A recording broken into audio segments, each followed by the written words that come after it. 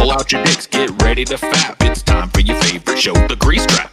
Pull out your dicks, get ready to fap. It's time for your favorite show, Grease Trap. All right, and we're going, and welcome to the Grease Trap. Hello.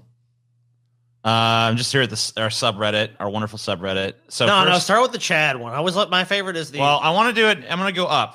Okay, you're going to go up. up. So the first thing is that Scotty needs more drama. Shit. So I don't want to go to the subreddit. So let's read this one. Personally, I am fed up with Scotty's maturity and self-respect. That's true. I think the lack of drama is a personal attack on the DFF fandom. I really hate how likable he is.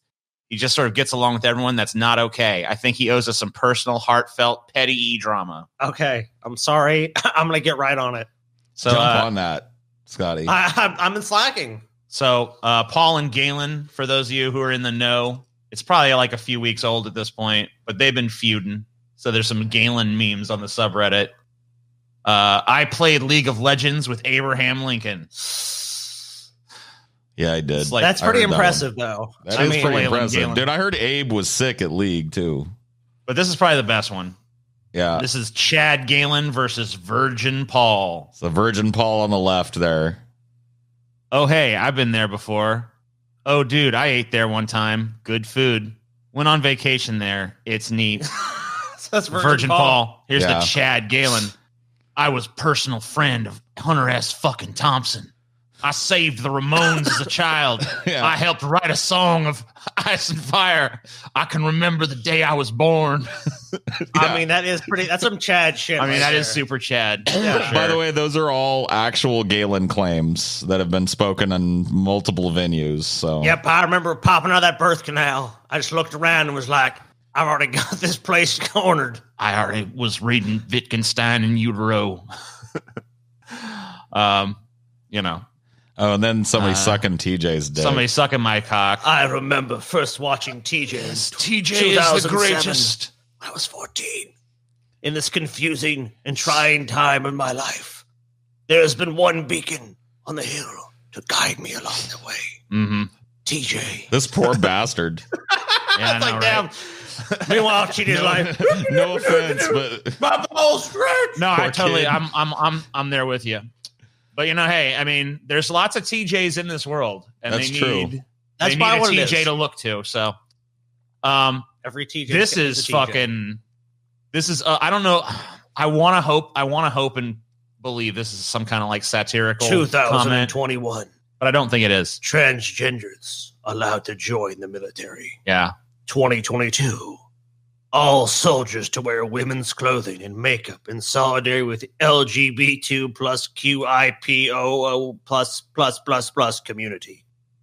2023. Standard issue gender reassignment surgery compulsory for all new recruits. 2024. Gender reassignment surgery compulsory for all U.S. citizens, home or overseas adult or child. Any refusers to be placed in standardized re-education camps where they will learn to hate the body God gave them. It's a slippery slope. well, I agree with the last line of this. Yeah, that's true. It does. It is a slippery slope fallacy.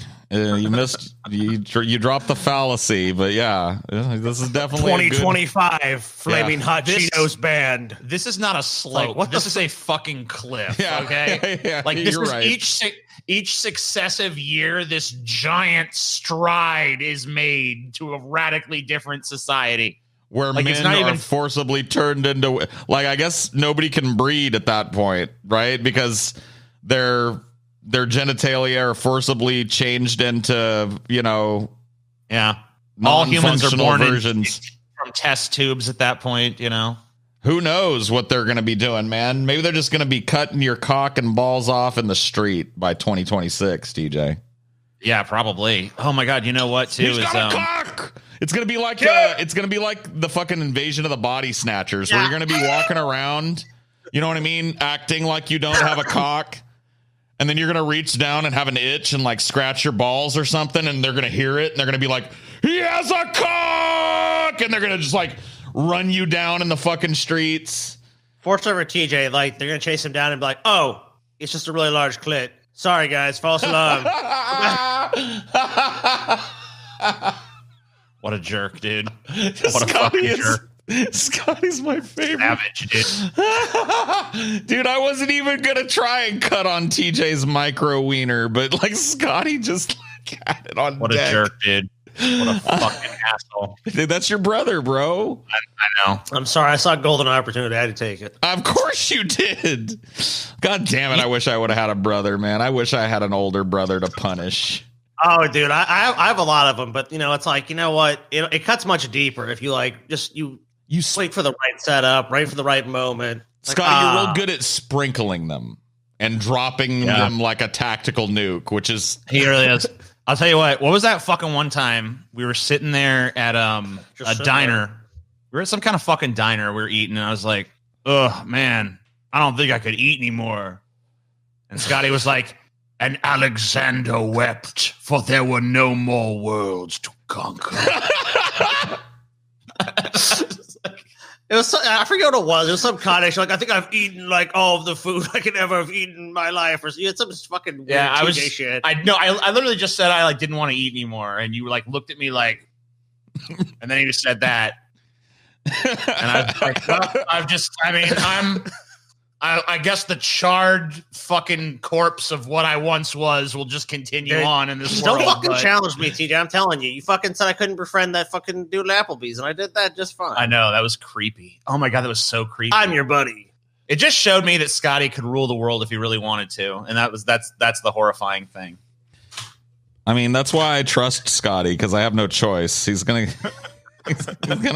figure it out one way or the other. You know, creepy as shit. We're just sitting there. You know, Scotty's like hates people and is not very personable and shit. Not at all. That's not even fucking true about Scotty. Really that's the thing. Scotty's a total fucking chameleon. I mean, I guess, but like the thing is, Scotty doesn't hate people. No, at the core, I'm sorry. I know Scotty pretty well, and at the core of his being is a deep and abiding hatred of the animal called man. But we're sitting there at the fucking Applebee's or whatever, and he's just like, yeah, you know what? I can make this waiter my best friend if I really want to. I'm like, Sky, that's just ridiculous. Don't make some fucking absurd claims. You could not make the waiter here your best friend. He's like, watch me. I'm like, fucking. And then Sky put on this super cringy, super fake, over the top friendly bullshit, right? He's like, yeah, man, what's up? And all this shit. And I'm just like, oh, this is so cringy. Oh my God. This is so fucking condescending and weird. And then at the end of the fucking meal, the dude's like, you know what, bro? Let me shake your hand. Wow, you're a cool guy, dude. It's good to meet you, man. I'm like, oh my God, he fucking did it.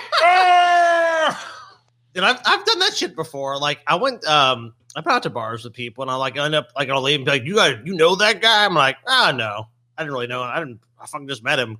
It's just weird because some people you can have that connection with, where you can just like. I think it really is that most people don't really pay attention to people besides themselves for the most part. Like, we're all very like, oh, what's going on with me? Yeah. And when you like deeply invest in somebody else and them as a character, like most people, because their favorite thing to talk about is themselves, hear like I'm being mentioned. Everything is like psychology. Yeah. So like I have a similar ability to kind of like a chameleon blend in wherever I am. Now, you know, there might be certain situations where I'd be a fish out of water, but I'm a pretty fucking socially adaptable person. Like, TJ, you remember you used to be uncomfortable going out with me. Oh, yeah. No, it was the same feeling that I had when I was with Scotty at that restaurant when he was doing that shit. I don't like the social, like my social interactions where people are very like curt and clipped and like, how are you? Fine. Give me this. Thank you. Bye. Yeah, you really hate it. Like there's something that's like you're very awkward around other people. If people make small talk with me, I'm just like, what are you fucking doing? Please. You know how many people have come up to me about TJ and are like, because they know you from this bombastic internet personality. They're like, TJ's a lot different in person. I'm like, oh yeah, TJ like will feel very awkward with people. Like, I mean, I think it's if the fans a little bit different because he knows it's different. But like, in just his everyday life, when you interact with somebody, you get like you're like very stiff. Like, it's just weird because, like, normally you're, like, very loose, but then, like, with them, like, you're stiff, and you're like, yes, okay, thank you for your assistance in this matter. And it's like you become, like, a robot, and it's like, then you're like, oh, man, like, and you just, like, have to get away as quick as you can. Oh, yeah, that's totally how I am. I used to make TJ, once he told me, Because he didn't like outright tell me to stop, but he was like, dude. Oh man, you told that we would do the UDF that one time. Man. Yeah. Oh, well, Paul just loves to meet people, but Because you had told me before the UDF, like, Paul, dude, when I go out with you, dude, the way you fucking like talk to people in line and shit, you talk to the fucking cashier, it just fucking makes me oh, dude, it makes me crazy. I just want to run out of there. Yep. You know, and what he's describing is just me just like, you know, doing that fake psychological affable thing that we do in public so that we're not all murder monkeys. You know what I mean? Yeah, of course. So I go like, oh yeah, you got your hands full or something because somebody's got a bunch of kids, and TJ would never do that. And so once he told me that, I remember me and him were both hankering for a fucking fresh UDF milkshake because they're the best. And so we went down to go get big gluttonous amounts of melted chocolate ice cream and shit in a cup. And I love that shit. We were in this long line to pay, and TJ's ahead of me, and there's this lady behind me with a bunch of kids, and I just start talking to her. And it was for TJ's benefit, nobody else's. Of course. I was just like, whoa, you got your hands full. And she was like, oh, don't, I know it, you know. And I was just like, oh yeah, I've got tons of nieces and nephews, none of my own, thank goodness, you know. And she was like, oh. And TJ's just standing there like a fucking board, like, because he knows me well enough to know that I don't want to be having that conversation, but I initiated it. Why would you do that? Let me tell you something, like, because you know what, Paul? Because you this is similar to you and Taylor. Like, you grew up where it's like the way you interact with people. So you're taught like you gotta be interested, you gotta talk to people, you gotta do that. Because Taylor's the same way. She's like, you meet her on a personal level. I talk to people. I fucking hate talking to people. I don't want to talk to anybody. Blah blah blah. Like, bitch, give me this screed. Like, more personal. It's me and her. Like, fuck people. I don't want to talk to nobody. Put Taylor in a. I'm Taylor. Like, talking to a million people, and I'm just like the awkward husband. Like, okay. Yeah. Yep. See, My wife said that. Taylor, I don't know Taylor as well as you do, obviously, but Taylor is a different kind of social butterfly than me. I'm a selective one, and Taylor is like in any like you've seen me in certain social situations. Oh, yeah. I'll just go sit in the fucking corner and smoke a joint and be very standoffish. Like, what? Like when I'm in the mood, I'm in the mood. Taylor's always down. You know what I mean? Like socially. Oh, dude, if someone's not, dude, I've seen her get like literally get pissed at like other people. Like, that motherfucker. She's not pissed, but she's come up to me like I've been the focus of that because we've been at get-togethers where you guys know about me, so you're just like, oh, Paul's in a mood, but she'll be like, Paul, I feel like you're not having a good time, and I'm like, Taylor, I'm having a fine time. It's fine. Paul, come on, join the conversation, you know, and I'm just like, Taylor, please. That's my wife for you, dude. But that's her, you know. That's her level of like. She's a genuine social butterfly. She gets that from her dad because her dad's like, dude. Taylor's dad's like, oh, he's sold cars and he sold houses, so he's like a big talker. Okay, so here's just used car salesman. Yeah, it's exactly. Exactly what you picture. He's like her dad's like the top of the fucking of that food chain too. Like she's just done so well at it. But like Tana's like he's just kind of he'll talk to you whatever bullshit. It's not really even about the car. It's just like, hey, let's have a conversation. By the end of it, you're like, now you're gonna buy this, right? And it's like, yeah. I am gonna buy it. You're right. I'll tell you a story. It won't reveal too much information. I won't use his name or anything, but because he's Taylor's dad, he helped me buy a car back when I lived in Louisiana. Oh, right? Yeah. And I was like, it was very cool. He had it delivered to me and everything. And I didn't even see the car before I bought it. And it was a good little car or whatever. I just needed a little get around car. And he gave me a really good price on it, obviously, because I'm a friend of the family or whatever. And I remember I called after I got the car down to where he worked. And I was like, yeah, can I talk to so-and-so? You know, I said his name, and they were like, oh, he's out to lunch right now. And I said, okay, well, could you leave him a message that I'd like to thank him for everything and, you know, how everything went with the car and all that stuff. It was really kind of him to do that. Never got a call back. You know, and I'm not saying that means that he's a jerk. It's because he's a used car salesman. You know what I mean? Like, he already did the good deed. He doesn't want to hear about it. It's like he lost money on the deal. He didn't make, he pretty much probably made nothing on that deal. And he already ate it. And he doesn't want to hear your fucking gratitude. Thank you very much. I got cars to sell. You know what I mean? Yeah. So I immediately gave up on my attempt to try and get a hold of him. And that was that. You know what I mean? Oh, man. Oh yeah, I remember. I don't remember whose birthday it was. It was somebody's fucking birthday. But anyway, Taylor's mom was there, and that was her birthday, I believe. Yeah. Was it Taylor's birthday? That was Taylor's birthday. Yeah, and I was singing "Happy Birthday" to Taylor, but I was like screaming it at the top of my lungs. I was like, "Happy birthday to you!" And Taylor's mom was just like, "Who the fuck is this asshole?" You know what I mean? She's very straight laced. I know, she's super straight laced. She's very straight. Yeah, dude. I'll tell you what, man. Her dad, like you never. I don't think you ever met her dad physically, but he's a pretty imposing dude. He's like 6'2", and he's 225 pounds, and he works out fucking 2 hours a day. Basically, he's like a robot. Like, I never met him. Oh, dude, he's not someone you want to fuck with. He's not someone you want to fuck with at all. I don't want to fuck with any dads at all, dude. You know, dad energy can be scary sometimes. So I just don't fuck around with, because like even if he was a short little pot-bellied dude, dads will jack you up sometimes. You know what I mean? Like you can't judge a book by its cover in this day and age. Well, no, her dad would not give you that impression at all. She's like, people used to call my dad like a gorilla. And I was like, okay, well, fair enough. He's a really nice guy, though. He's not even like nothing even violent. He's like, dude, her mom is the one you got to worry about. Her mom, well, Taylor's mom's also a fucking cop, so yeah, there's that as well. But no, she's the one that actually like. She even told me that it's like, yeah, my dad might seem that way, but he's really not. My mom is the one that's like, and I found that out very quickly because I remember I went up there the first time. Like, yep, Taylor's moving down with me. She's like, I know people. If it happens, you will be disappearing. I'm like, all right. Damn, you got the real talk. Like everybody gets the version of that talk when you get serious, like in a relationship. But like, you got the real talk. You got the one that's actually backed up. You know what I mean? Yeah. I was like, all right. Well, I have nothing but good intentions. So you'll be gone. There's no problem now. But it's like, I wasn't even worried about it to begin with. It's like, man, I'm not even like, I ain't that kind of person. So. You know, I think the only person has to worry about that is a scumbag that's like abusive or something. You know, like people like Paul. I mean, I'm sorry. I mean the other Paul. Paul Rudd. Paul Rudd from back in the day. Oh yeah, Paul from back in the day. My bad. Woo.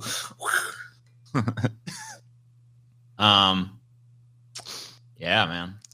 Yeah, bro. Dude, we were supposed to watch Mortal Kombat last night, and you fucking ass bailed, TJ. Oh, you bailed? You guys haven't seen it? Oh my god, dude! I have. Scotty, you saw it. Fuck TJ bailing. I would have watched it too, Scotty. Fuck TJ for bailing on. I had a stomach ache. I got a little tummy ache. I tell you what, TJ, this movie would have given you an even bigger stomach ache. So you probably made the right decision bailing. Oh, really? It's no Scotty, good.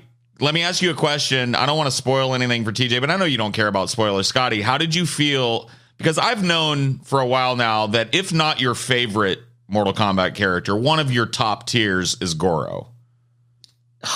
God, you knew exactly what I was thinking, dude. Dude, how did you feel about Goro getting done ultimate dirty in this fucking movie? Dude, yes. Dude, he looked cool, right?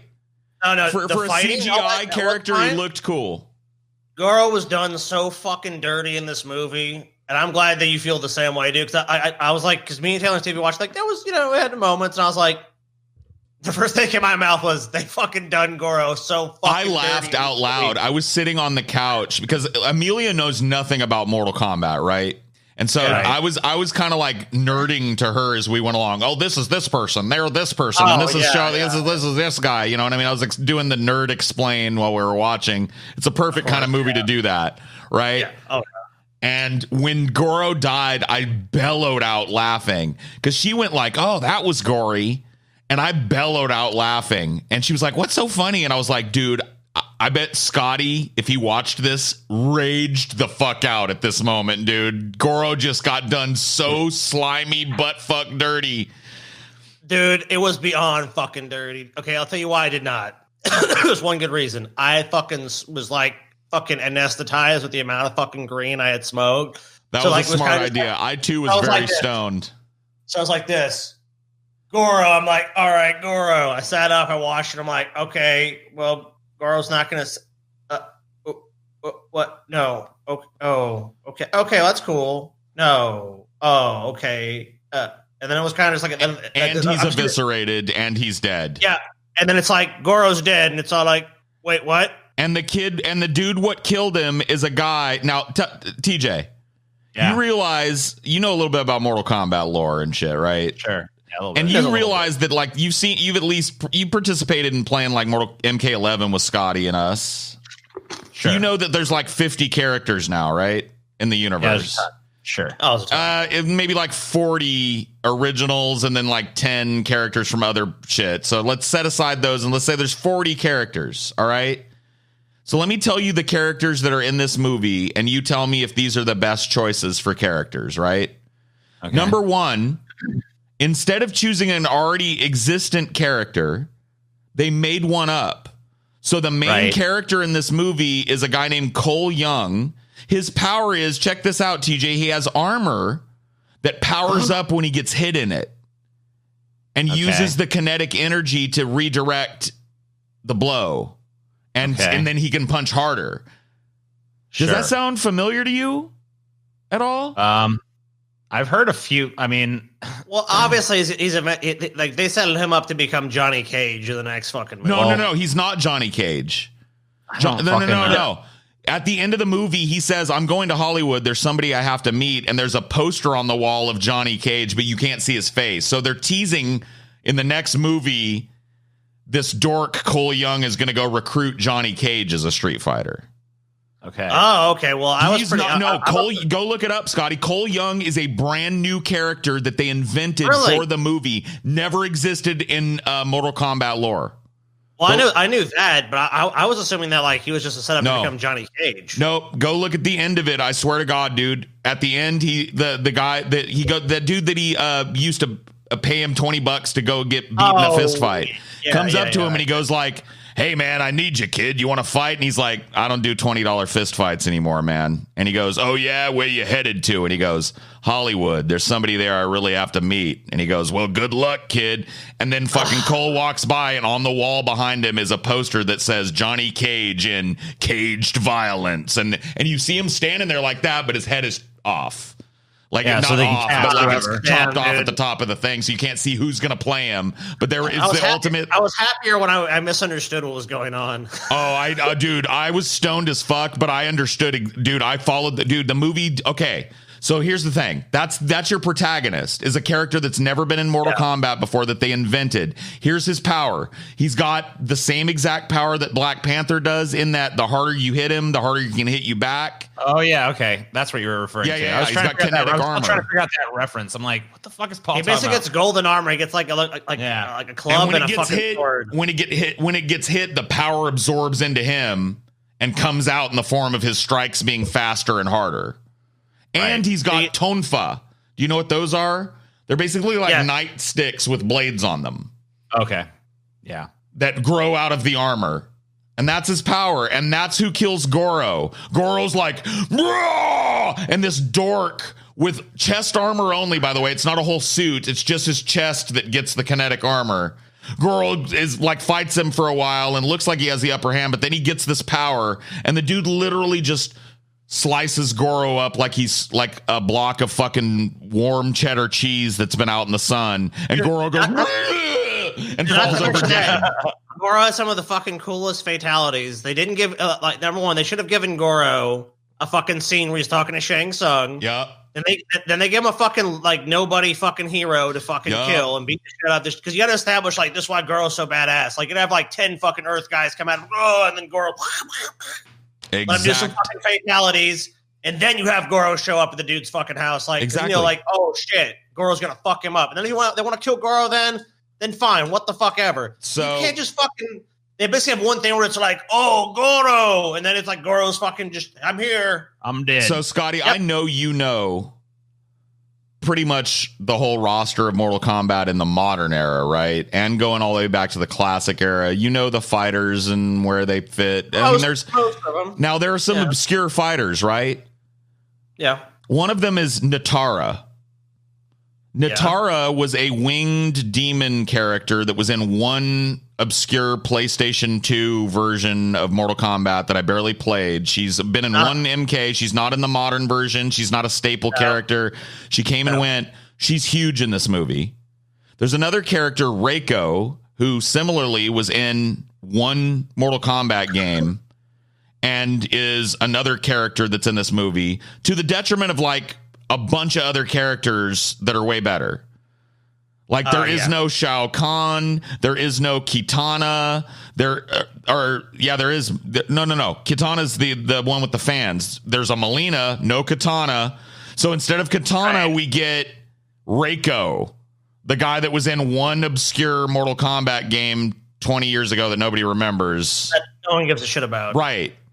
Oh, do you know another character they did really fucking dirty? Who? Reptile.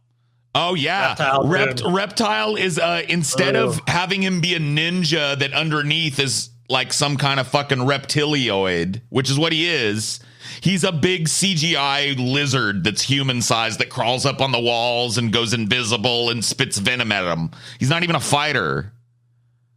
So Reptile gets done dirty in the movie. So here's your roster, TJ. Here's the roster of characters that appear. I'm not even going to read it. I'm just going to tell it to you from memory. Here are your rosters. So in addition to Cole Young, the guy invented for the movie, you get Sub-Zero, Scorpion, you get Raiden, you get Liu Kang, you get Kung Lao, you get on the bad guy side Reiko. You get, obviously, Sub-Zero is a bad guy in this movie, by the way. So he's working with the Outworld. So Sub-Zero is your bad guy. Then you get, for bad guys, you get Reiko. You get Nitara, who is the flying demon chick. You get Kano. And Kano's actually probably the most interesting character in the movie. I don't know if you agreed with me, Scotty, but he at least was funny once or twice and actually had like a character arc. Kano, you get Shang Tsung, and you get Goro. And that's basically your squad of... Oh, and Reptile. Sorry. Am I missing anybody? Cabal. Cabal. You're right. I'm missing Cabal because, unfortunately, he looked cool, but is very forgettable in the movie. Okay.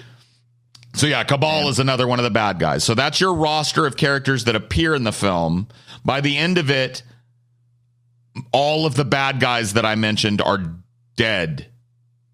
Now it is teased that Shang Tsung is going to bring them back from the dead because he says at the end, death is but a door to a new beginning, and he waves his hands and all the corpses of all those people that are laying around in the various areas they were defeated disappear into the ground in a necromantic ooze or whatever the fuck.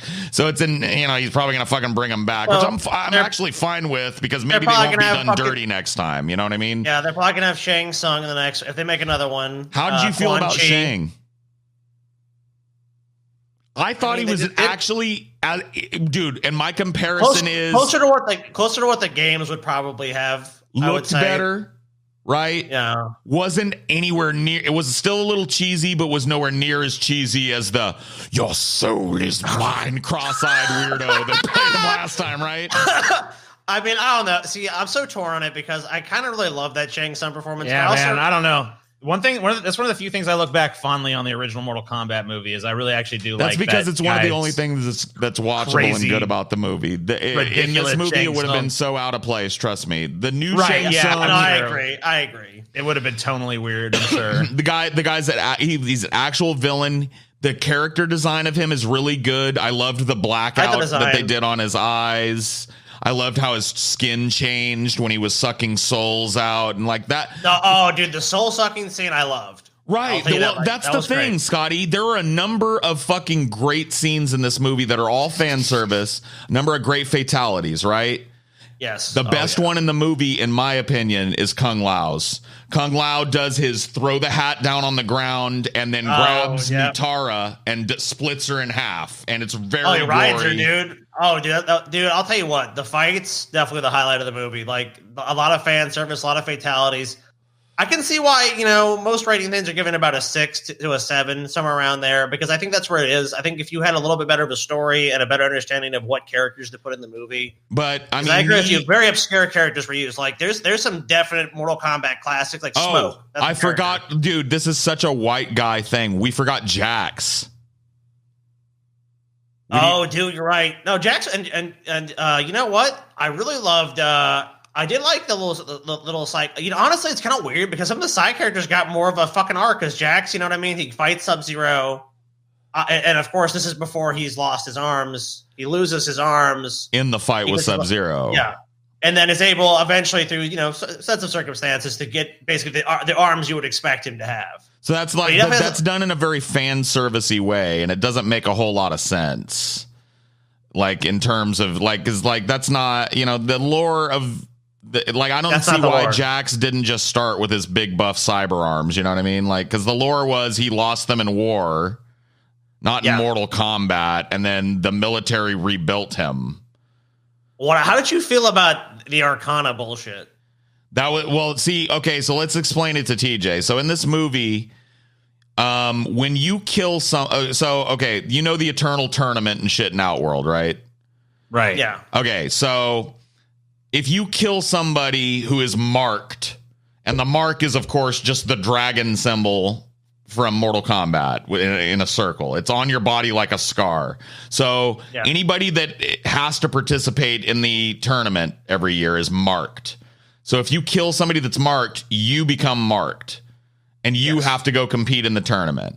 And everybody that has a mark got it by killing one of these things that had a mark from Outworld, right? That Outworld sent to try and kill all the good fighters because they're always trying to be sleazy and weight the scales for Outworld, right? But every once in a while, some badass on Earth kills one of these motherfuckers, and then he gets the mark. So you have to go to Raiden's temple once you have the mark, and you have to be trained in order to unlock what they call in this movie your Arcana. And that turns you from just a kung fu fighter into a dude that can throw fireballs. So that's how they explain how like everyone can do crazy bullshit. So that's the MacGuffin there.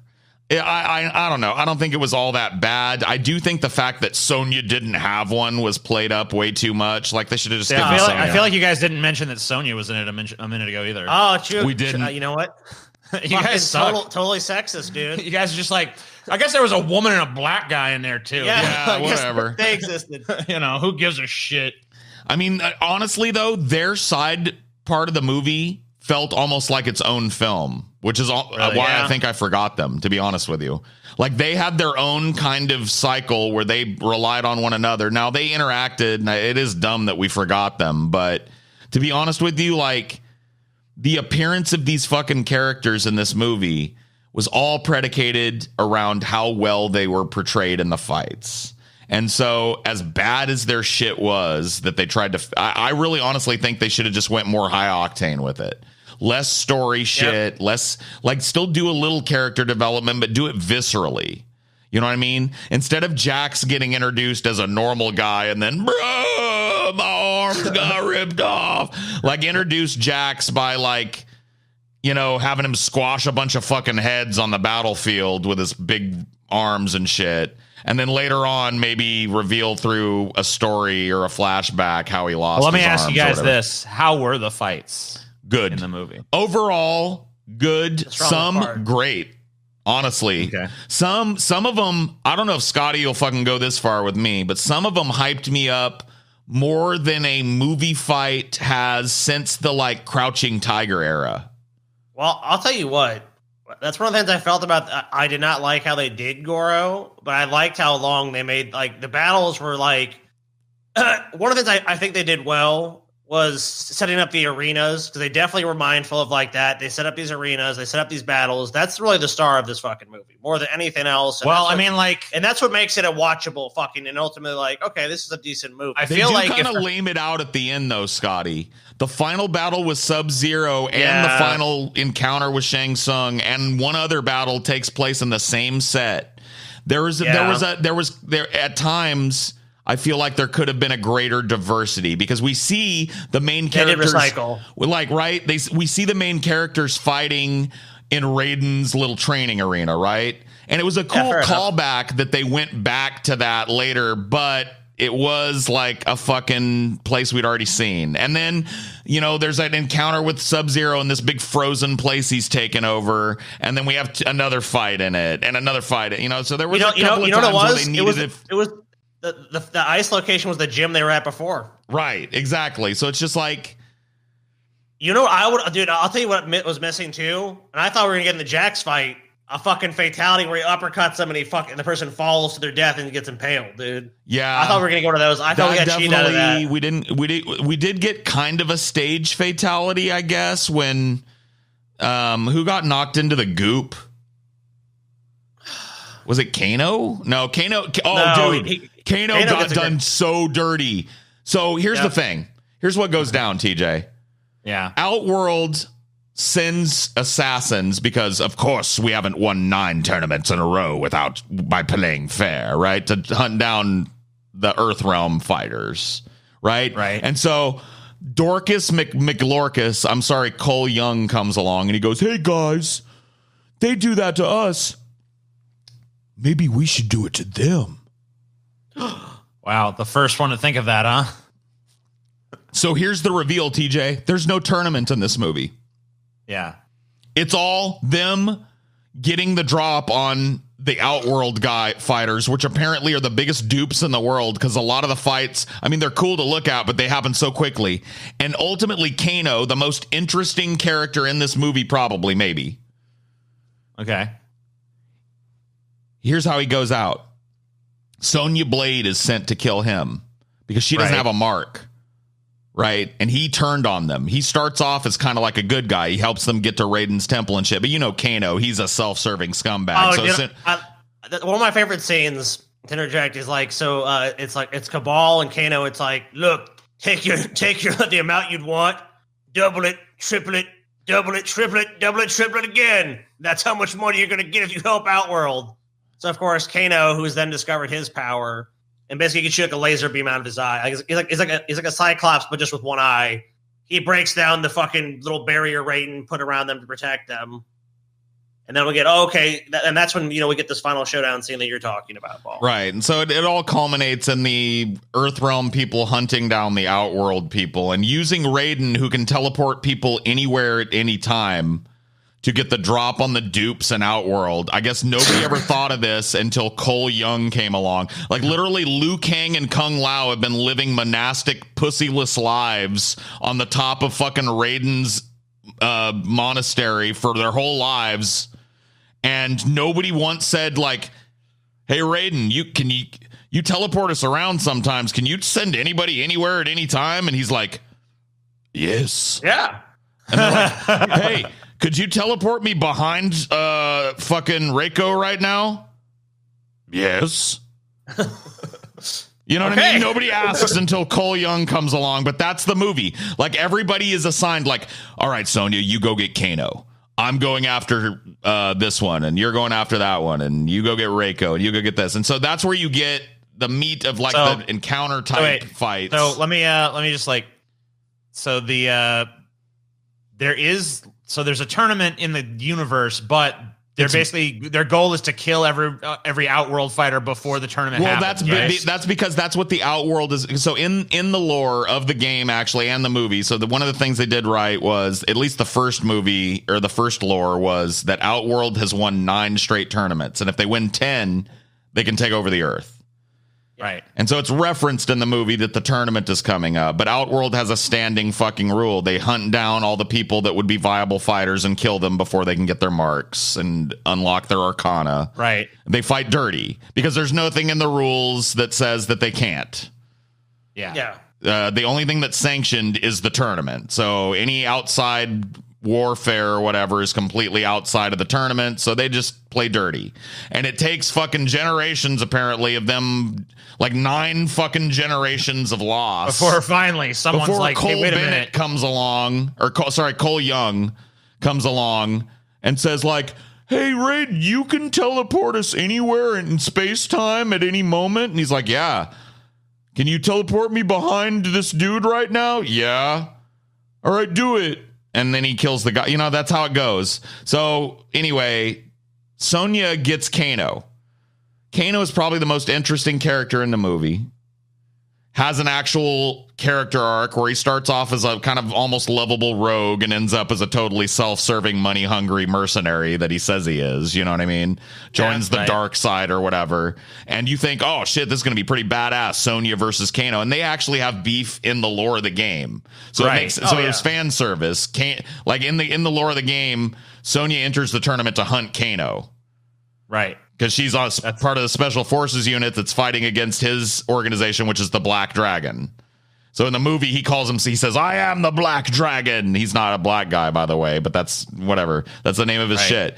And so anyway, she goes to hunt him down. The fight goes down in the lamest fucking set of the movie. It's a trailer home, like a double wide. Right? Okay.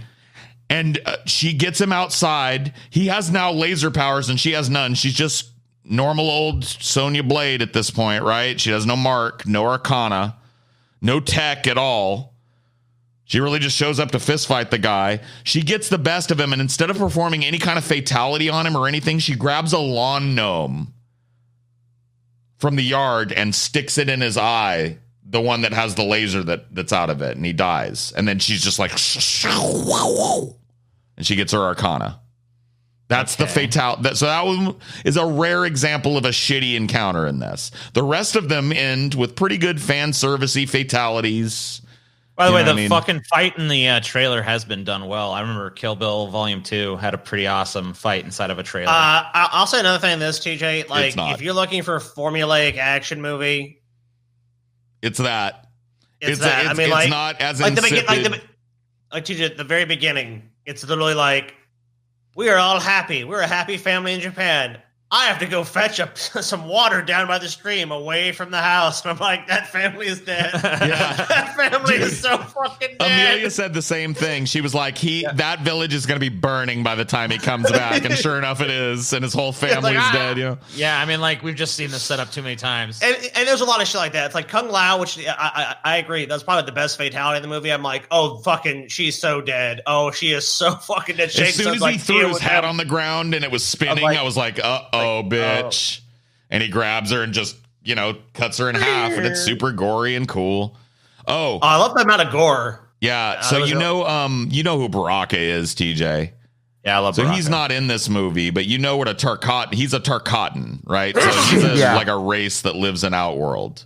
They're like a slave race, right? Yeah. Right. But some of them have escaped and become elite fighters. And he's like a badass among their people. So like so they have that big mouth, right? Kind of hero so you know that Kitana is half Tarkatan, right? Yeah. That's why she has the mouth that she has and why she always wears her mask, because underneath there, it's all fucking gangle, right?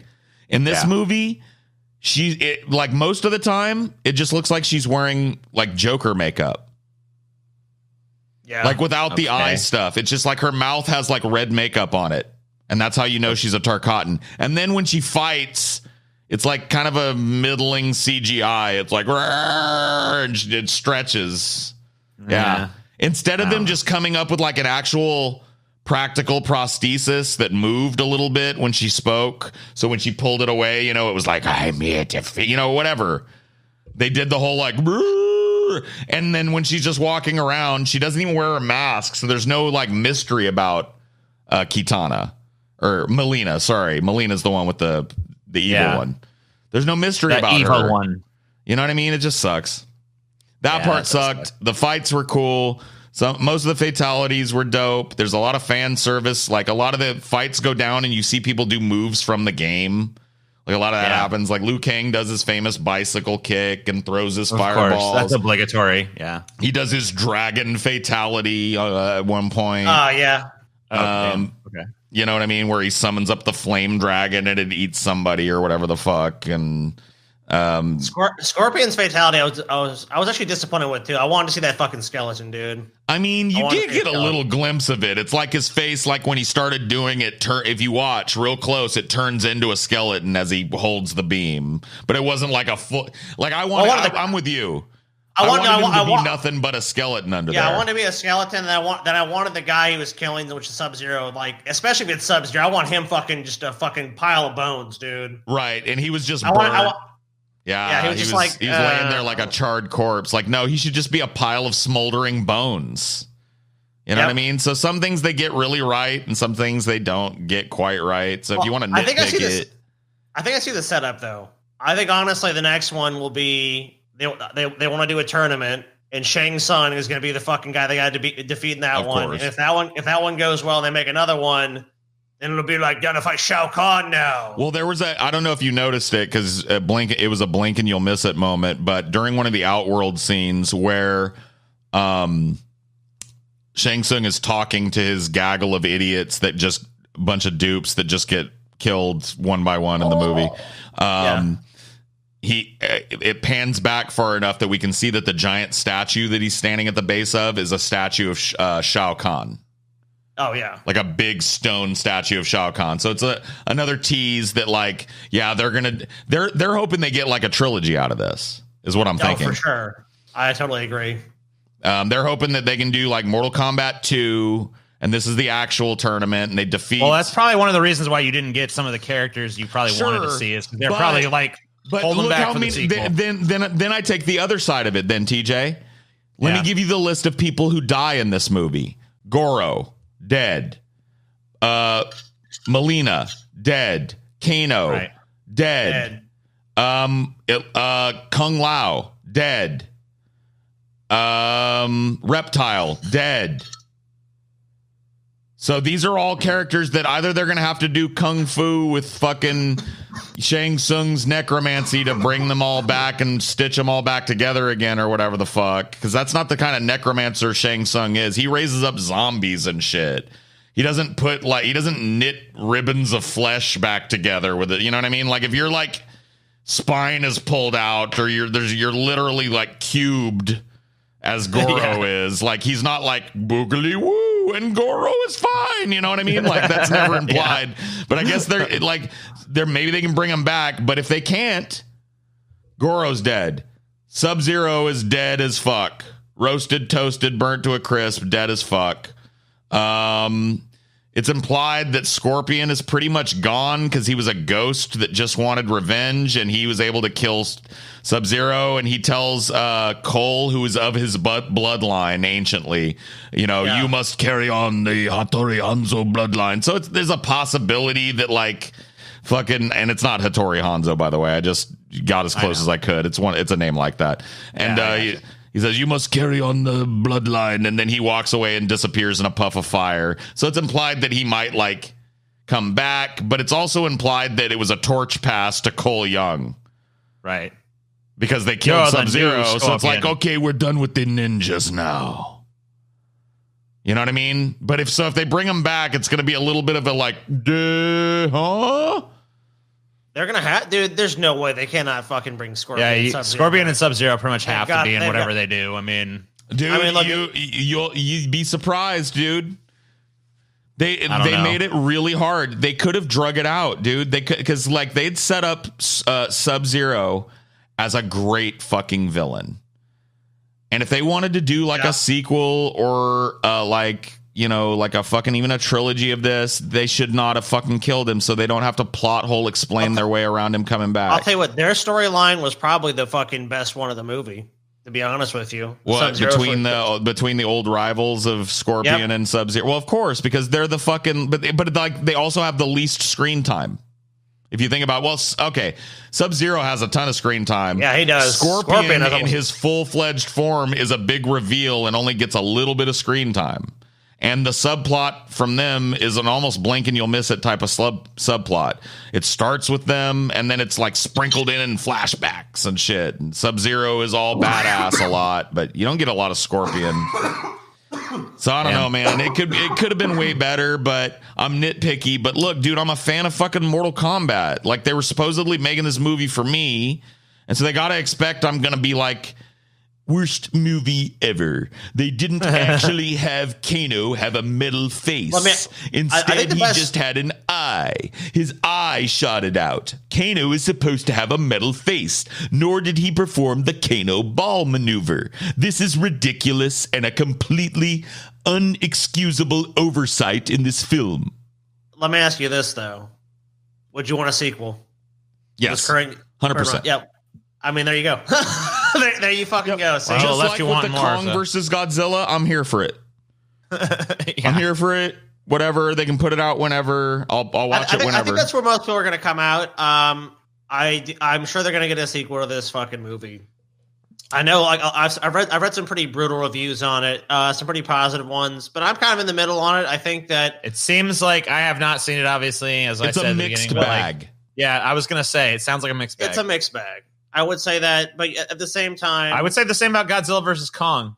We're getting a lot of these pretty hyped up things that kind of deliver on what you want, but also like I thought we might be able to have like a Godzilla versus Kong salt explosion between me and Scotty, but it seems like, you know, we pretty much agree on the salient fucking problems with the film. Like Scotty hasn't said anything I don't agree with yet. Like the fight scenes, some of them are really done well. There's a whole lot of fan service sprinkled all over this motherfucker. Like, I mean, you know what? It's like they understood enough about what the fans want. I think the misfires of the movie. Number one, Cole Young, yuck. Get rid of him. Number two, no need for him. Like before you go on, Scotty, let's look at so many good characters. We have so many good characters that have done that. Who would you have put? Like, could Liu Kang have not been the Cole Young of this movie?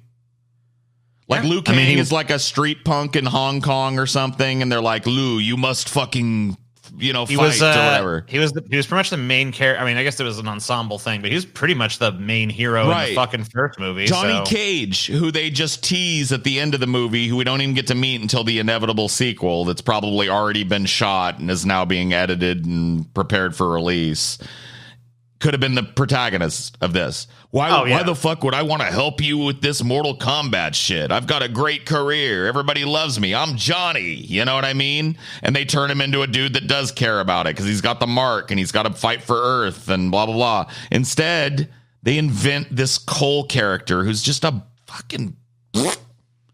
And dude, I'm telling you, man, that's why I'm so disappointed. It's like with the thing with Goro, it's like you took a character and you fucking wasted him. He's perfect in that tournament. And the reason why he's fucking perfect is it's like he was perfect in the video games. It's like Shang Tsung is not the fucking best, and that game is not the fucking hardest guy to beat. It's fucking Goro. You're right about that. And that was the fucking point. That's why Goro got the props. That's why fucking Shang Tsung did have a little bit more deference. Like to any of those characters in the movie, Shang Tsung is pretty much totally dismissive. Besides Goro. Right. He defers to Goro. Goro walks into his meeting and he says, "Oh, it is a great honor to have Shao Kahn blood, my prince." And I'm like, okay, we're going to get a Goro scene. We're going to get a reason why Goro's to be fucking feared. And it's like, no, he gets beaten by fucking Cole Young. It's like, fuck Cole Young. I don't even care about Goro taking the L ultimately, because I do think he's going to take the L. Dude, if you're going to legitimize Cole Young, let him carve up Reptile. Let him carve up fucking that dorky flying bitch that could have been any number of better bad guys. And not only that, I want fucking Goro to be the fucking guy that you know, Shang Tsung is like, I am worried about this. To get all these Earthrealm fucking people, he's just kicking their ass in the tournament. Like, I want him in the tournament. That's where I fucking want Goro. And it's like, what the fuck is this shit? This fucking goddamn golden armor. And it's like, no. And like giving him nothing, and it's like, no, I rip out your spine. It's like that's the one line you're gonna give Goro. Yeah. Oh, come on, dude. They did not understand that character at all, and he had such great potential, even being a fucking totally CGI character. And I thought that's my biggest gripe with the movie, to be honest with you, is how fucking wrong they did him. How about this though? What's this? Who's that who's ripping on the scooter? It's John Kerry, dude. Oh my God. Look, dude, we've solved climate, guys. No need to worry about climate change. The Earth's not going to get any warmer. Fixed it. We gotta travel around these damn things. That's what we gotta do. Yeah, this picture he took on the scooter. We gotta fucking everyone get a scooter. We solved it, guys. Why didn't we think of this before? Everyone gets a little shitty electric scooter, and we just putter around these cities, and then climate change just solves itself. Damn, what's this? What? Indian hospitals turn away patients in COVID-19 Oh, dude, tsunami. Look at the number of people in India. Yeah, India, there's a real bad... Dude, it's actually surpassing the worst that we had. I know, it's crazy. Well, I mean, like, people live in such close quarters there. It's such a densely populated fucking country. Oh, dude, they have way more people than they have space. See? Just wait long enough, and this is why do worse than us. This is why even the fucking... I hate when I fucking get in the overpopulation argument with someone like, actually, every fucking person on Earth could fit in the state of Texas or whatever the fuck the statistic is. Would you want to live in that state? Yeah, it's like, I guess. I mean, that's like, I wonder how many people could technically fit in my house. You know what I mean? Yeah, 20 people could live here if you really maximize space. Oh no! If you're just going to talk about space, be like, yeah, you can just stack people in there, and you could fit Yeah, that won't lead to more disease. thousands of people in your house. Yeah, I love that argument. We're in a pandemic, and it's all like, oh, well, if we just stack people closer in closer quarters with more animals and stuff, it's like, yeah, and more potential for disease, right? Yeah, they've had a fucking horrible surge of that shit. I'm sure it's going to be. How many 346,000 new cases. Yeah, it's crazy. And you have to remember that's like cases. I mean, I don't know how this is. By the time you guys are seeing this is probably already either gotten worse or it's either gotten worse or it's probably or it's started to resolve itself. I mean, you have to assume. Hopefully, the latter. Oops! Shut up! I mean, you have to assume when they say we have this many official cases, like how many people aren't even getting tested? Yeah, I mean, this is like hundreds of thousands. This is like millions of people each day are contracting the disease. Well, I mean, you guys remember how this is how it happened here. Everywhere, really. Right, but I mean, I can specifically speak for here, just the way it spiked out of control in Louisiana. Like Louisiana, I remember during the early days was one of like the bastions. It was like Louisiana and North Dakota or something had no cases or no confirmed cases or whatever. And then all of a sudden it just exploded. We heard there was one case. And then all of a sudden there were 100,000 cases.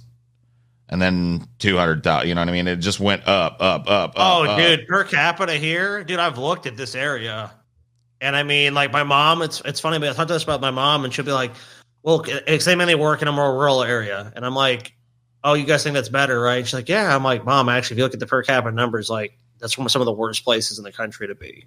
Because people paid less attention to it in those areas than they did. Oh, not at all, dude. Like they were talking about no one wear a mask, social distancing, like in these rural areas, like it's not even a thing. It's like fuck that. The government's gonna tell me to do what? I don't give a fuck about that. It doesn't even exist. And so it spread like wildfire from those communities into the cities. So like what ended up happening in the United States is kind of interesting. There were waves. The population centers, yeah. Right. So the population centers would have this huge outbreak and then it would spread all the way out to the boonies and things would start to get better in the population centers, but then it would come back in from the boonies to the population. You know what I mean? Yep. Yeah. It just bounced back. That's why. Well, that's why these diseases have been so effective, historically in so many animals, because it's like, oh, it's dying down here. Well, don't worry. This animal's going to travel somewhere else. And then, here's another susceptible population. Well, I mean, and then you look at fucking how, like, we live in a global society and shit.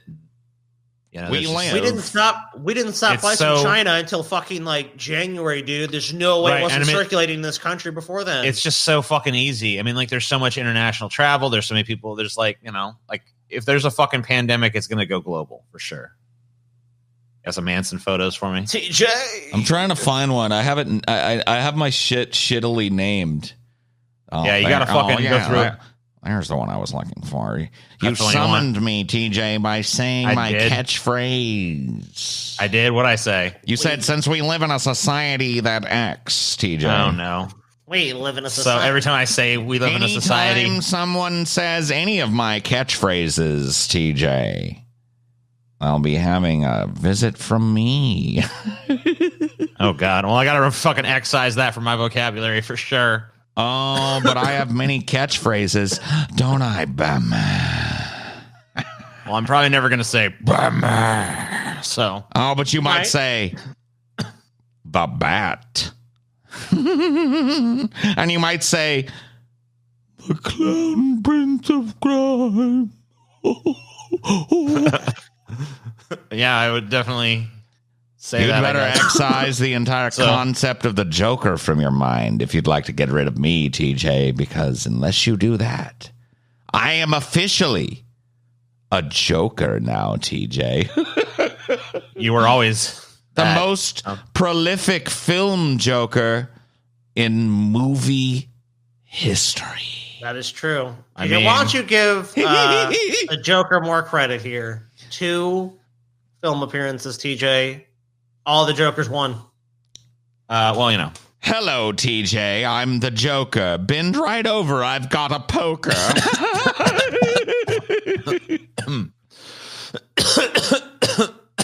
We exist in a social system. That's my new. There's another way to put that. That's my new way to do it. There's an easier way to say that. That's, There used to be. Hey, There where's used to your be. Now shirt, there's not. TJ? Where's your shirt at? Where's my shirt? My We Live. Dude, I hate people. I fucking wore that shirt in a couple videos, and people were just like, thought I was unironically wearing it. It's like, awesome. no, it's like a meme. What the fuck? How do you not get this? Fuck Hey, you. TJ. It's like the joke's on you, TJ. Yeah, apparently. Look in my eyes. Yeah, okay. We're looking. Is it a meme?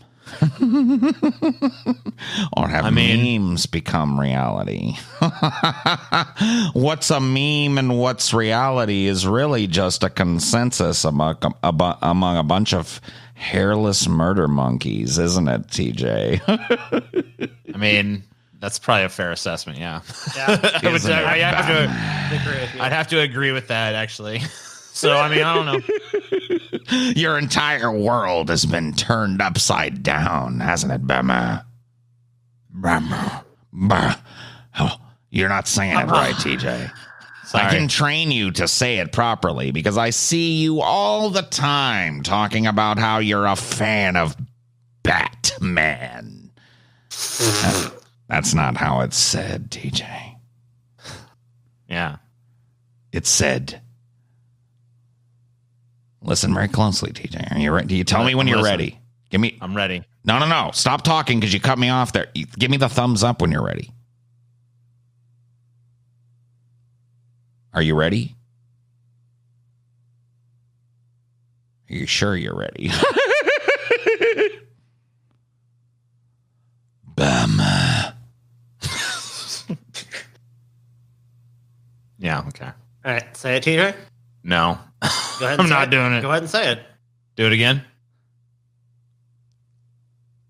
Bam. Go ahead, TJ. Bam. Close, but no cigar, TJ. No cigar, huh? No cigar. No cigar. Can't get it. And if I gave you a cigar, it would probably explode in your face in a hilarious and cartoony way. Yeah, I'm sure it would. TJ, I heard the Joker singing some dead rats, dude. How was that? Did you feel inspired? That's right. Yeah. Your dead rats, did you cook them? Did you eat them? How'd you I love like how your when- rats, TJ? I love how when the that black dude, I can't remember his name, it's a really complicated name. But I love when that dude fucking went up to Jared Leto and was like, "Roar!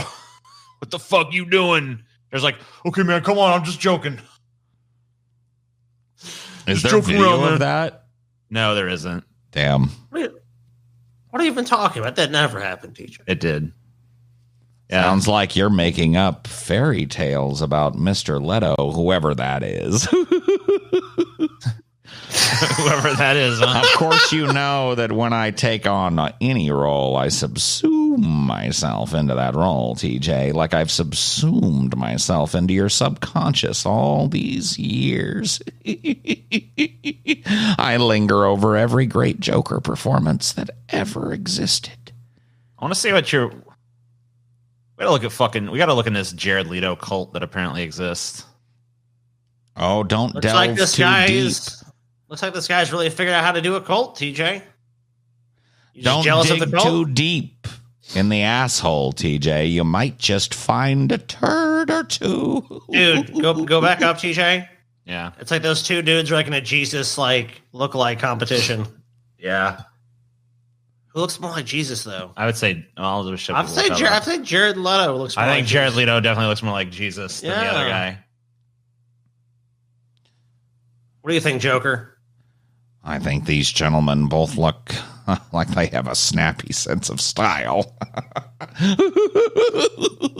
But I've never met either of them. Sure. But which one looks more like Jesus? I don't know, Jesus. Oh, okay. I only know one thing, Scotty. What's that? What you know? My hatred for Obama. Well, he is a prick. Yeah. Fucking Bama. Can't I don't know trust anything them. about any Larigito or whatever this guy's name is, Batman. Yeah, apparently he's like a cult in Croatia, or he did some cult shit there. I mean, that's cool. yeah, that's. I mean, look, Scotty, you might want to do a little reading, before you jump to conclusions like that. I mean, cult is a pretty strong word, isn't it? Isn't it? Batman. I hate that fucking so much. I mean, it is a strong word, but it does have this guy, and he's walking along in this white flowing robes, this flowing hair, and he has a gaggle of looks like impressionable people following him. Yeah, I'll show what you're talking about. Impressionable people. What do they look like? Well, You mean the average Joe he's off making the money. street? See the guy in the center of the shot here, he's making a bunch of money. What he's doing, and these people, these impressionable dupes here, are paying him. Oh, so you want? I don't know why. I don't know why they're paying him. I mean, I guess that's that's I mean, their it looks money. like they're having a good time to me. There's a very chesty one up front that seems like her breasts might burst forth at any moment. I mean, I'm pretty sure that Mr. Leto had a very good time on this retreat. I'm it sure looks he like did. did. Everyone's having a good time, and I don't understand why Mr. Leto's dress is of any concern to anybody. I mean, I wear an old green velvet dinner jacket and a rose filled with laughing gas. I mean, a man can wear what he wants, can't he? I guess that's true. If somebody came to you, Scotty, let me ask you a question, since, of course, you know we live in a society. No, that's true. We do. We do. Yeah. So let's say you wanted to go somewhere and, I don't know, do something. And somebody came to you and said, "Oh, but Scotty, you cannot go because that's a cult and you're too stupid to not experience it, and you'll become the thrall of Larigito," or whatever that guy's name was. I mean, are you the type of guy that's going to say, "Shut up, I'm going anyway because I'm do what I want"? Or are you the type of guy that's going to go, oh, I'm wringing my hands. Maybe he is in a cult. Here's what I know. This dude is, getting money, and people are showing up in Croatia. And I mean, look, I don't know why they're doing it. All I know is that you dudes are showing up on Patreon. You're getting money from playing people on Patreon. I don't know really what you're doing. You know what I mean? It's all I know is that there's money and you're making it. I mean, c'est la vie. Same here, buddy. What do you think about your old pal? Can you say his name for me? I can't quite get that pronunciation down. Michael Keaton to reprise role in new film. One bat's as good as another. You think they're gonna get you in this one too? You're gonna pop in? Well, I mean, it depends on whether or not they want the real Joker or a pretender. The real Joker, of course, being the only Joker to appear in multiple films. Oh, TJ, the first Snyder cut is the deepest. Isn't it, Batman? I'm not Batman. Oh, that's what you always say, Bruce. Apparently Michael Keaton is going to play Batman in a Flash movie. It's going to be the movie about the Flash, but he's going to just show up as like, I'm Michael Keaton Batman. Is Batman going to need a walker or something? I don't know. He's going to be old Michael, Batman. I mean, yeah, is he grizzled, pretty much needs to hang up his fucking cape Batman? I mean, how old is Michael Keaton at this point? Pretty fucking old, dude. Michael Keaton's got to be what? Who's 70? You know who's really young? Coincidentally, since you brought him up, that young Jesus-looking fella from the picture you showed earlier. He's pretty young. I'm not implying anything, but there's a lot of young folks. Michael Keaton is 69. Oh, Jared Leto's only Jesus fella's in his 30s or 40s. No, he's 49. He's 49. He's 49. That's He's what almost the 50. media says. The media will tell you that I've been around for like 50 years. But look at me. I'm fresh as a daisy. Aren't I, Bema? Yeah. I noticed that the longer you do this, the more the Cesar Romero and Jack Nicholson Jokers kind of creep in. Oh, the longer I do this, TJ, the longer I'll piss on every one of the roles that you hold dear. That we're in all agreement about. See, that laugh is definitely more of a Cesar Romero Joker than a Jared Leto one. Oh, I'm a little bit of all Jokers because I'm the alpha Joker, TJ. You're the alpha Joker, right? Yes. I'm waiting for the standalone Joker movie. Oh, it's Why coming. There was a standalone Joker movie. Was there? Yeah. Well, Joker. Yeah. No, I mean with this Joker. Oh, wow. Well, you can't have too much of a good thing, Scotty, I mean, sometimes it's better to have only 3 scoops of I want ice the cream true instead of DC 4, cinematic universe where it's going to play with the other films. It can't just be, it stands alone. We need I think Zack Snyder needs to direct the new Joker. Well, I will see it I will see it if they call it "We Live in a Society." Okay, perfect. If it's called Joker, and then the subtitle is "We Live in a Society," then I'll check it out. That's true. I think that actually that'd be the worst movie of all time, but okay. They've already approached me about this, and there's a hang up. Yeah, what's that? They want me to use my own royal purple with green velvet interior Ferrari that I whip around in my jewels and drip. And they don't want to pay me for it. They want me at my expense to come out of pocket for these things. And so as soon as they're willing to meet my demands, we'll be moving forward, Zach and I. Won't we? Bummer. All right. Sounds good. Look at you. Look at you, man.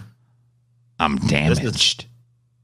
Jesus Joker, dude. I think you're not damaged anymore. Now you're Jesus. Look at that. Well, that's right. Well, I do love some religious iconography.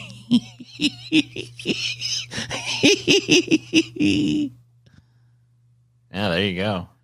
I mean, TJ, haven't you done a million of these? I mean, you're such a hypocrite. Haven't you done a million of these? I'm a big atheist and I'm on the cross. Oh, look how edgy I am. I mean, you're going to really slide me for doing one? No, I mean, I was saying, you know what? Looks good. We've had a lot of Jokers. How about the Jesus Joker? How Yeah, about the cult leader? G-Zoker. Yeah, how about the cult leader Joker? Yeah. Well, I'll answer your question with a question. Okay. Sometimes you wish for something, but you don't realize you've already gotten it. What? That really isn't a question. I know. That's what I did. Or is it? Or is it? Dun, dun, dun. Dun, dun, dun. I don't know. All I know is I'm ready to follow the Jesus Joker here. What island does he live on? The Isle of TJ's Despair. The Isle of TJ's withered and rubble-strewn childhood. I was your favorite always, wasn't I, TJ, from a very young age? As soon as you were introduced to the Bama. You sought me out, didn't you, TJ? An agent of chaos yourself. And look at me now. Why so serious? And I want to let you know something else, TJ, because I know there's something else that I have that you lust after, and I want to confirm it before we end this obviously finished grease trap. I mean, Yeah. I'm going to say the answer to the question. I want you to try and guess what the question is, kind of Jeopardy style, okay? The answer is absolutely a bunch of fucking times. What's the question? The answer is absolutely a bunch of fucking times. Once again, I'll read the answer. Absolutely a bunch of fucking times. What's the question? Has Paul's ego ever sucked my dick? Wrong. The question, TJ, that will gall you even more than that fat little piggy would be galled were he here is this. The question I was looking for is, did I wax Margot Robbie's ass while she was dressed up like Harley Quinn? I mean, full different colored pigtails, looks like she's been crying in mascara, booty shorts and roller skates, spiked bat and titties popping out of a little tube top. Harley Quinn, TJ. I fucked her. TJ, I believe that's known as check and make, TJ. Yeah. Well done. No, I mean, this is why the Jared Leto Joker is the definitive Joker, right? Yeah. So I mean, there's nothing else we can really say. There's nothing else can really be done. I mean, yeah. No matter what you feel. She was like this. She was like, "You want a blowjob, boss?" Look at all you. And of course, I said, "I guess so."